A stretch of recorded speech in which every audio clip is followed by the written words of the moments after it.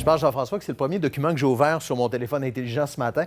Un document fort intéressant, très ludique sur les incidences de nos activités de tous les jours sur la transmission de la COVID. Oui, c'est sur radiocanada.ca. C'est joliment illustré par notre collègue Charlie Debon. Je vais vous montrer quelques exemples.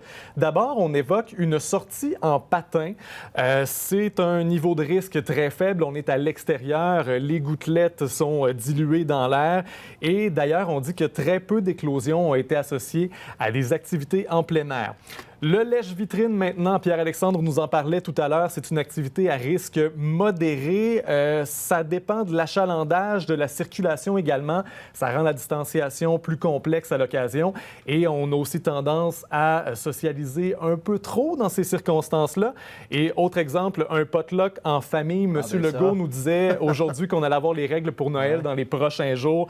Ça, c'est selon les spécialistes, les pires situations de risque. On est près les uns des autres à l'intérieur sur une période prolongée. On manipule les mêmes instruments. Donc, c'est à éviter, surtout si le nombre d'invités est élevé. Donc, dans ce guide-là, il y a un paquet d'autres activités, la sortie au resto, l'entraînement au gym, etc.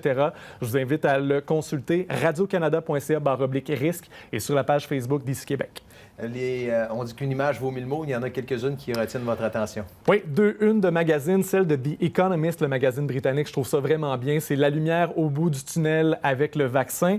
Et je vous montre également celle du New Yorker. On a transformé l'Empire State Building en aiguille géante pour faire un clin d'œil au vaccin. Donc, les illustrateurs de magazines se sont inspirés cette semaine. On commence à parler d'espoir. Oui. Ça fait du bien.